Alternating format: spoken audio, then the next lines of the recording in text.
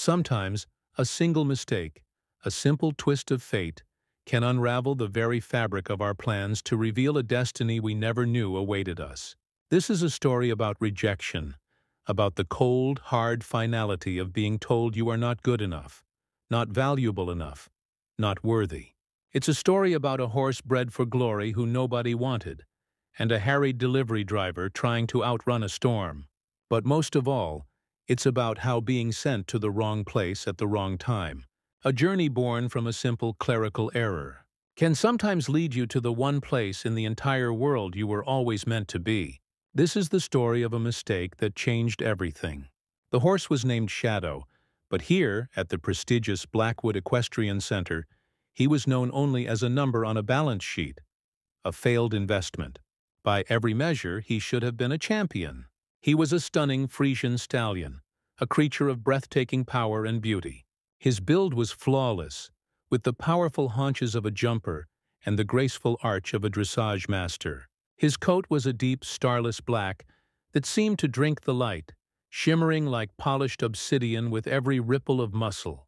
He was bred from a long line of champions, a pedigree that read like a who's who of the equestrian world, a genetic promise of blue ribbons and international glory. But Shadow possessed a flaw, a fatal imperfection that Mr. Harrison, the wealthy, impatient owner of Blackwood, could not and would not tolerate. Shadow had a soul that refused to be broken. He was, in a word, untrainable, not because he was unintelligent. His eyes held a deep, knowing wisdom, but because he refused to submit. He fought against the rigid, forceful training methods that were the hallmark of Blackwood. He resisted the harsh bits, the sharp spurs, and the demanding, unyielding commands. He wasn't vicious, but he was defiant. He would rear up not in anger, but in protest. He would refuse a jump not out of fear, but out of principle. He was a wild spirit trapped in a world that demanded conformity. All Mr. Harrison saw was a disobedient animal, a multi-thousand-dollar asset that was failing to perform. "I've had enough!" Mr. Harrison's voice boomed across the pristine, silent stable, echoing off the polished brass and expensive wood. His face was red with fury. "I have poured a fortune into this animal, and he's useless. Worse than useless, he's dangerous. He's a liability. I want him gone. Today." A young stable hand, a boy named Thomas who was barely 20, flinched at the outburst. Unlike the others, Thomas had seen the gentle nature behind Shadow's defiance. He had seen the horse stand perfectly still for a small bird that had landed in his stall. But he knew better than to argue with his boss. "Sir, where should he go?" he asked quietly, his eyes fixed on the magnificent horse who now stood perfectly still, as if listening. "I don't care," Harrison snapped, waving a dismissive hand. "I've already sold him for pennies on the dollar to the Miller Cattle Ranch down south. It's a logging operation. They need a strong workhorse. Let's see how his precious spirit holds up when he's pulling fallen trees all day. Maybe a bit of hard labor will teach him some respect." The cruelty in his voice was palpable. For him it was justice, a punishment for an animal that had dared to defy him. "Just get him on the transport and get him out of my sight." "I don't want to see his face again." Later that afternoon, as dark, bruised-looking clouds gathered on the horizon, a large transport truck rumbled up the long, manicured driveway.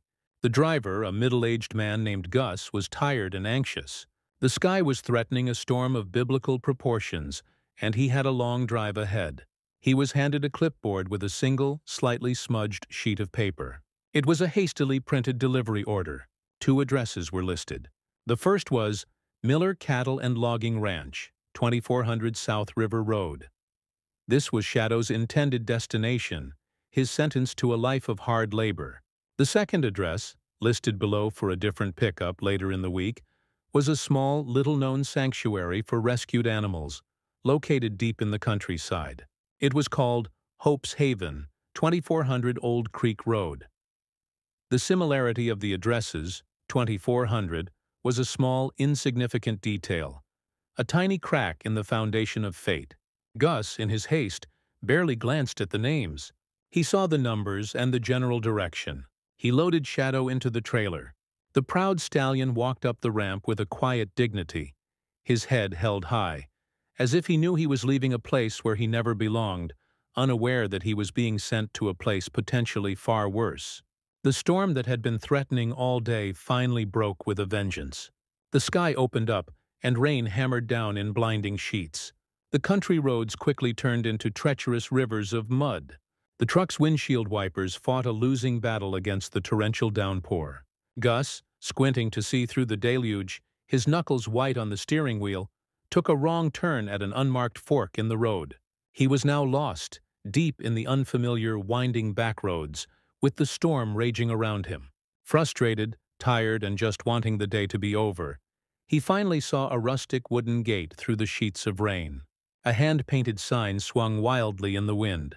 In the fading light and pouring rain, he could just make out the words, Hope's Haven. The number on the gatepost read 2400.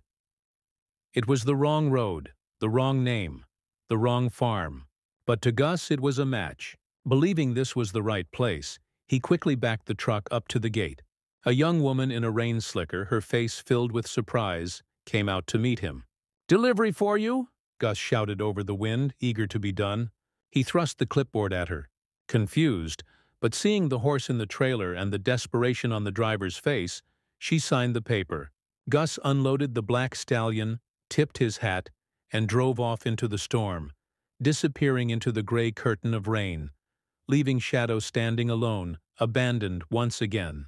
He stood there soaked and shivering in the middle of a muddy yard he had never seen, surrounded by the gentle, curious eyes of rescued donkeys and aging farm animals.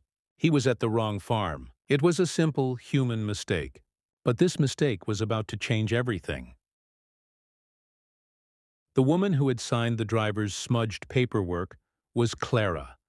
The storm raged around her as she stood in the mud, a lead rope in her hand and a magnificent, bewildered stallion before her. Hope's Haven, the sanctuary she now found herself responsible for, was the complete antithesis of Blackwood. It was a place born not of ambition, but of compassion. Clara had inherited it from her grandmother, a woman whose life's mission had been to provide a final, loving home for animals that the world had deemed broken, old, or useless. The sanctuary ran on donations and sheer willpower, a patchwork of weathered barns, sprawling green pastures, and a profound, palpable sense of peace. It was a place where scars, both visible and invisible, were understood. Clara knew instantly that there had been a terrible mistake. She wasn't expecting a delivery, least of all a horse of such breathtaking quality. Her heart sank as she imagined the rightful owners, perhaps a family eagerly awaiting their new champion. But as she looked at the proud, terrified animal shivering in the torrential downpour, she also knew she couldn't leave him standing in the storm. Whatever the error, for tonight he was her responsibility. "Come on, boy," she whispered, her voice a soft melody against the harsh percussion of the rain. "Let's get you somewhere warm." She gently tugged the rope, expecting resistance, a fight like the ones the driver had vaguely mentioned.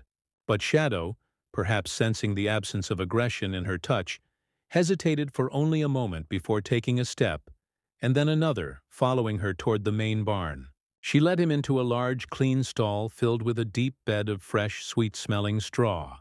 It was a simple, rustic stall, but it was warm, dry, and safe. For the first time in his life, Shadow was in a place that expected nothing from him. He was not an investment to be trained, nor a tool to be worked. He was simply a creature in need of shelter, and it was given freely.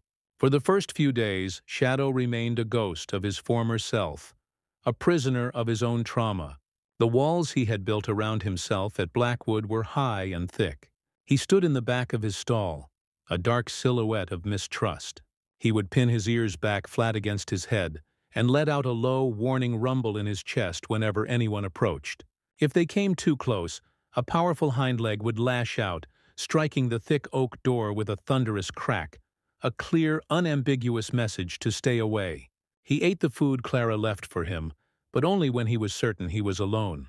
The anger that had been his only defense for so long was now the warden of his lonely prison. But Clara was different from any human he had ever encountered. She was a student of patience, taught by the many broken souls who had found refuge at her farm. She did not try to force him. She did not approach with a bridle or a lunge line. She did not demand his obedience or his affection. Instead, she simply gave him her time. She would bring a small wooden stool and place it just outside his stall, a safe distance away, and she would sit there for hours. Sometimes she would read a book aloud, her voice a calm, steady rhythm in the quiet barn.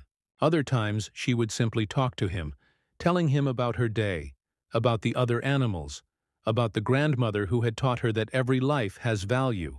She never tried to touch him. She never looked him directly in the eye in a challenging way. She just was. She was a quiet, constant presence, a silent offering of peace. She brought him not just buckets of oats, but buckets of kindness. And slowly, imperceptibly, the fortress around Shadow's heart began to show the smallest of cracks. Hope's Haven was more than just an animal sanctuary. It was a sanctuary for people too. Twice a week, a small group of children with special needs from the nearby town would visit for animal-assisted therapy. They were children who struggled to connect with the human world, but who often found a profound and healing bond with the gentle, non-judgmental animals. One of these children was a 10-year-old boy named Leo. 2 years prior, a tragic car accident had claimed the lives of both his parents. Leo had survived, but the boy who emerged from the wreckage was a ghost. He hadn't spoken a single word since that day. He lived in a silent, isolated world, his grief and trauma locked so deep inside him that no therapist had been able to reach it. He communicated only with his eyes, which held a sadness so deep it seemed bottomless. From his very first visit after Shadow's arrival, Leo was drawn to the angry, silent stallion. While other children were cooing over the miniature donkeys or petting the fluffy sheep, Leo stood mesmerized before Shadow's stall. He saw past the pinned ears and the aggressive posturing. He saw a reflection of his own pain. He saw another soul trapped in a prison of anger and fear. Another being who had been hurt by the world and had decided that silence and distance were the only safe ways to exist. Every day he visited, Leo would walk straight to the barn and stand near Shadow's stall. He wouldn't try to get closer. He wouldn't make a sound. He would just stand there, a small, silent sentinel, sharing the quiet space with the horse. He would watch Shadow for the entire hour, his gaze unwavering, and Shadow in turn began to watch him. The aggressive displays lessened when Leo was near. The horse would stand by the stall door, his dark, intelligent eyes observing the small, silent boy. A strange, unspoken connection was forming between them, a bridge of shared silence across a chasm of mutual pain. One sunny afternoon, about a week into this silent ritual, Clara watched from a distance as Leo did something he had never done before. He slowly, deliberately unlatched the stall door and slipped inside. Clara's heart leaped into her throat. Her mind screamed with every instinct to run, to snatch the boy away from the horse that even professional trainers had labeled as dangerously unpredictable. But some deeper intuition, a trust in both the boy and the horse, held her back. She stood frozen, her hand covering her mouth, and watched. Shadow, the horse who would lash out at anyone who dared enter his space, simply stood still. He turned his massive head and watched the small boy approach. Leo did not hesitate. He walked directly to the stallion's side, his movements calm and sure. He gently reached out a small trembling hand and laid it flat on the horse's powerful muscular neck. Shadow didn't flinch. He didn't move a muscle. Instead, he let out a long, deep sigh, a sound that seemed to come from the very depths of his soul, as if he were finally releasing a breath he had been holding for his entire life. He lowered his great head, bringing his eye level with the boy's, and in that moment, two broken, silent souls found a perfect, silent understanding. It was the beginning of a miracle. That single, gentle touch was the key that unlocked both their prisons. The bond that formed between Leo and Shadow in the days and weeks that followed became the quiet, beating heart of Hope's Haven. It was a transformation that left Clara, and everyone who witnessed it, in a state of reverent awe. The angry, mistrustful stallion who had once met every approach with a threat of violence vanished. In his place stood a gentle giant, a patient and loving guardian whose world revolved around a small, silent boy. This profound change, however, was reserved exclusively for Leo. With anyone else, Shadow remained aloof and cautious, a respectful distance always maintained. But with Leo, he was a different creature entirely. He would lower his massive head to nuzzle the boy's hair, his soft, velvety lips a gentle caress. He would follow Leo around the pasture with a devotion that was absolute, their steps falling into a synchronized, unspoken rhythm. Their time together was a silent symphony. Leo would spend hours grooming Shadow, his small hands working tirelessly with the brushes, his movements filled with a tender, loving focus. He would meticulously clean each hoof, his touch so gentle that the great horse would stand as still as a statue, a picture of perfect trust. He would read to Shadow, his small finger tracing the words in a picture book, as he sat nestled against the stallion's warm, solid side. He never spoke, but he communicated in 1,000 other ways, through touch, through shared presence, through the deep, knowing looks that passed between them. Clara began to understand. Shadow was never meant to be a champion show horse, forced to perform tricks for blue ribbons. His spirit wasn't a flaw to be corrected. It was his greatest gift. He was a healer, a horse with an almost supernatural empathy, an innate ability to connect with the deepest, most hidden wounds of the soul. He had been waiting his whole life not for a trainer, but for a purpose. He had found it in Leo. The miracle, when it happened, was as quiet and unassuming as the bond that created it. It was a warm, sunny afternoon about a month after Shadow's accidental arrival. The air was sweet with the scent of freshly cut hay and blooming wildflowers. Clara was watching from the porch as Leo led Shadow through a sun-drenched field. It was a scene she had watched 100 times, but today something was different. Leo was talking to the horse. This in itself wasn't new. He often made soft, murmuring sounds, a continuous low hum of noise directed at his equine friend. But today, the sounds had a different cadence. There was a structure to them, a rhythm that was distinctly linguistic. Clara felt a prickle of goosebumps on her arms. She quietly stepped off the porch and moved closer, her heart pounding in her chest, afraid that her presence might break the spell. She strained to hear, her breath held tight, and then she heard it. It was faint, carried on the gentle breeze, but it was unmistakable. Clear as a bell. Leo wasn't just murmuring. He was speaking. He was telling Shadow about his parents. He was describing his mother's smile, the way his father used to lift him onto his shoulders. He spoke of his favorite memories, of fishing trips and bedtime stories. And then, his voice cracking with a sorrow held captive for 2 long years, he spoke of the accident. The words that had been locked away in a vault of trauma were finally pouring out, a torrent of grief and love, given to the one soul on earth he trusted with the entirety of his broken heart. Clara sank to her knees in the tall grass, tears streaming down her face, her hand pressed to her mouth to stifle a sob of pure, overwhelming joy. It was a miracle. The silent boy was speaking again, and the rejected, useless horse was the one who had finally unlocked his voice. The story of the boy who spoke only to a horse spread like wildfire through the small town. It was a tale of hope so pure and powerful that it touched everyone who heard it. The local newspaper wrote a small article, which was then picked up by a regional news station. The legend of Hope's Haven and its miraculous healing horse began to grow. Eventually, the story found its way back to its origin. Mr. Harrison, sitting in his polished office at Blackwood, saw the news segment. He saw his failed investment, the horse he had discarded, now being hailed as a local hero. His mind, ever the businessman's, immediately saw an opportunity. The horse was now famous. He was valuable again. A mistake had been made in the delivery. Legally, the horse was still his. He drove to Hope's Haven the next day, his mind set on reclaiming his property. He pulled his gleaming luxury car up the simple gravel driveway, a stark symbol of the world he came from. He stepped out, his expensive shoes crunching on the gravel, ready to assert his ownership. But as he approached the main pasture, he saw something that stopped him dead in his tracks. He saw Leo, the boy from the news report, laughing. It was a bright, beautiful sound that echoed across the fields.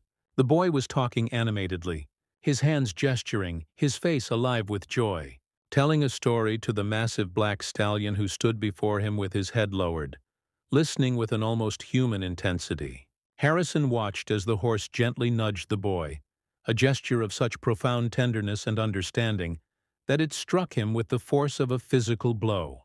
In that instant, the world of price tags, pedigrees, and championship titles felt hollow and meaningless. He saw a connection so pure, so powerful, that it transcended anything he had ever known. He who had everything had never witnessed a bond so real. A wave of shame, an emotion he rarely felt, washed over him. He had seen only a disobedient animal. This boy had seen a friend. He had seen a flawed investment. This boy had seen a savior. He turned to Clara, who had come out to meet him, her face tense with worry. Harrison cleared his throat, his own voice suddenly thick with an unfamiliar emotion. "There's been a mistake," he said, his words surprising even himself. "The paperwork was wrong. He was meant to be delivered here all along." He took out a pen, signed over Shadow's official ownership papers to Hope's Haven, free of charge, and left without another word. It was the first, and perhaps the only truly selfless act of his life. Shadow lived out the rest of his days at Hope's Haven, becoming the cornerstone of its therapy program. He never won a blue ribbon, but he won the hearts of countless children, helping them find their voices, heal their wounds, and learn to trust again. The mistake that sent a rejected horse to the wrong farm had not only saved him from a life of drudgery, but it had created a lasting legacy of hope and healing that would touch hundreds of lives for years to come. It was the ultimate proof that sometimes our greatest purpose is found not where we are told we belong, but in the unexpected places where our heart finds its true and lasting home.